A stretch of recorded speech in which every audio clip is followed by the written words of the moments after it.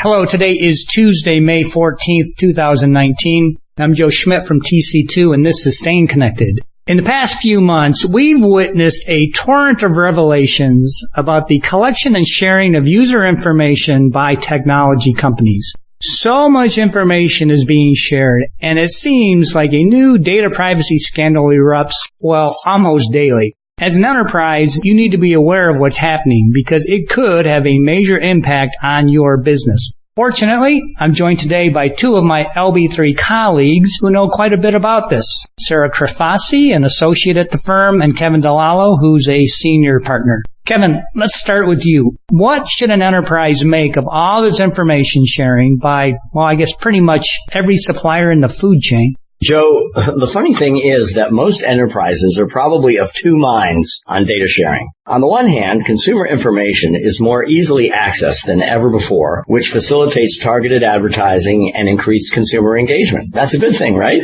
On the other hand, enterprises' own data is also at risk. Just as all businesses collect data, they also provide data. When wearing the data provider hat, enterprises should pay close attention to the types of data that their vendors are collecting and how those vendors are using that data.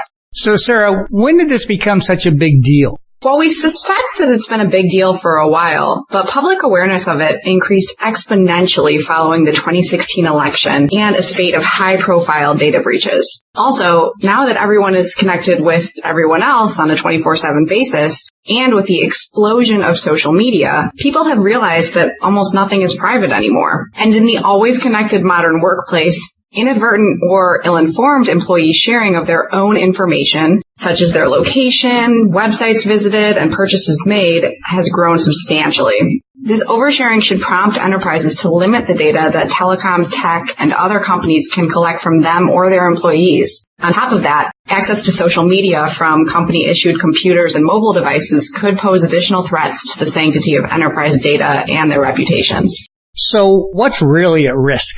Joe, Sara and I recently took a look at the terms of use and privacy policies of some leading social media platforms, device manufacturers, and app developers. And that gave us a very interesting perspective on the breadth of the data that they're collecting. For example, Facebook tells you that they collect contact information, your address book, call log, an SMS, i.e. text message, log history, your GPS location at any given time, your photos, your mobile phone number, your IP address, and in some cases, information about other devices that are nearby or on your network. And Facebook isn't alone. Apple and Google also collect an inconceivable amount of detailed user information once a user ID is created or a purchase is made on their platforms. And Joe, we want to be clear, collection of data in and of itself is not new or problematic. In some cases, it's a good thing. But it seems that companies are sharing more data about their employees, and so indirectly about themselves, than they may have thought when they, or more likely those employees, agree to the same terms and conditions that we all click through to agree to when we activate our devices, software, or apps. The scope of the data sharing economy has exploded in ways that most individuals and even the most vigilant, regulated enterprises couldn't have foreseen. Is this something that just affects mobile users? No, Joe, the risk is not limited to mobile devices. Anytime an enterprise customer utilizes a SaaS service or hosted application from a laptop or a desktop workstation, the customer is providing data. So when you're contracting for these sorts of services, it's important to determine what information the service provider is actually collecting and maintaining based on your use versus what information it really needs to provide the service. You should also ask the service provider how it plans to use and share your data and how it stores and secures it. And because of the feed the beast nature of data monetization, those unavoidable and generally non-negotiable contractual privacy waivers, and the lack of effective legal shields, enterprises have to resort to self-help to protect themselves from oversharing their data. As we talked about on a previous podcast, the U.S. has no single federal law that governs the use and dissemination of personal information. As a result, entities who trade in enterprise data operate in an environment, at least in this country, with very few meaningful sanctions and ineffective, grossly insufficient enforcement. Okay, the big question, what can an enterprise do to protect itself? Well, we recommend a combination of internal and externally directed actions. While most large enterprises have internal information security policies, these policies generally don't address the use and sharing of information that was voluntarily provided or unwittingly consented to without the enterprise's awareness or prior vetting.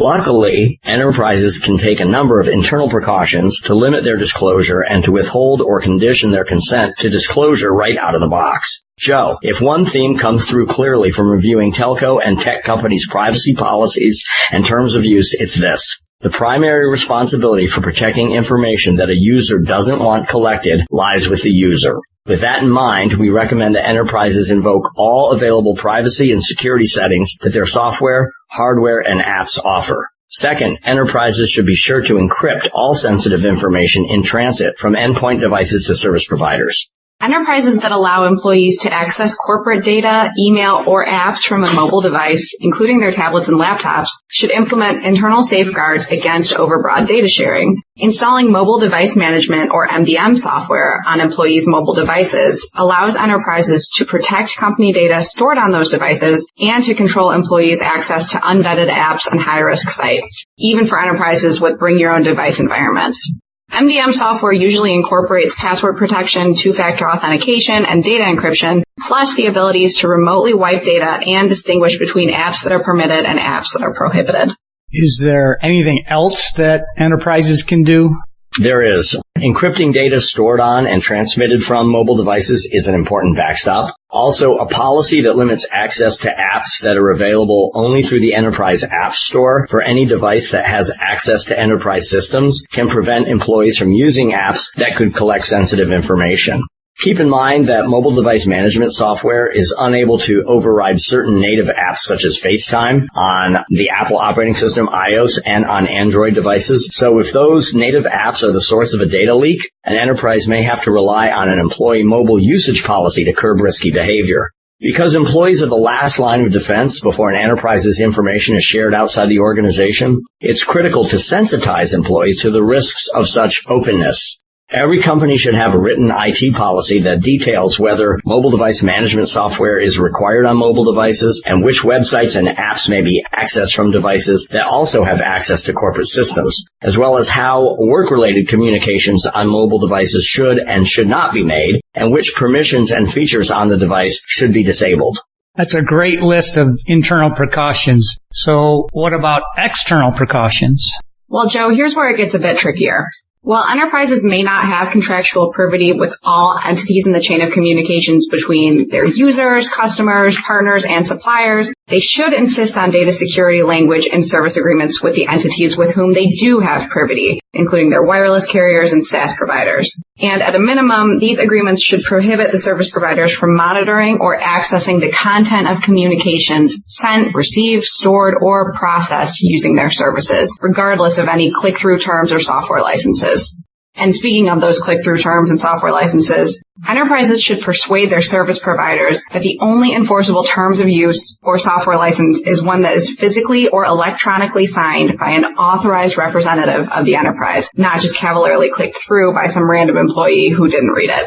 Unfortunately, this approach does not work with the major wireless OS developers and device manufacturers, including Apple, Google, and Samsung, because almost all enterprises buy their products through a VAR, most commonly a wireless service provider, so there is no direct contractual privity between the enterprise customer and the device manufacturers or OS licensors, and virtually no leverage that an individual enterprise can wield in negotiations with those entities. Finally, if your company has a contract for a customized enterprise-specific app, you should carefully consider the data that the app developer needs to fully realize the purposes of the app and document limitations on the collection of any other data in your agreement. Be sure your negotiated agreement takes precedence over any click-through or online terms. And Joe, there's some other practical action that we've seen work in the real world. You can consider coordinating with others in your industry or with similar objectives and acting through a trade association or similar organization to advocate for greater transparency around data collection and usage. Group efforts can bring benefits like enhanced leverage, the portrayal of an issue as an industry-wide concern, spreading the cost of advocacy, and making for good public relations. Obviously, there's a tension between every business's need to collect third-party data and its desire to limit the amount of its own data that others collect and use. Greater transparency and control over one's own data are goals that all responsible businesses should support, if for no other reason than achievement of those goals could obviate the need for heavy-handed regulation along the lines of the GDPR.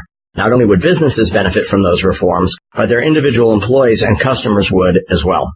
Okay, thanks, Kevin, and thank you as well, Sara. This is clearly an issue that enterprises need to look at closer. If you would like more information about data collection or measures you can take to limit the data your vendors and partners collect, or if you would just like to brainstorm these issues, call or email Kevin or Sara. You can also contact us or any of our LB3 and TC2 colleagues if you have other ICT needs. Check out our websites or follow us on LinkedIn if you'd like to stay current on the latest industry developments.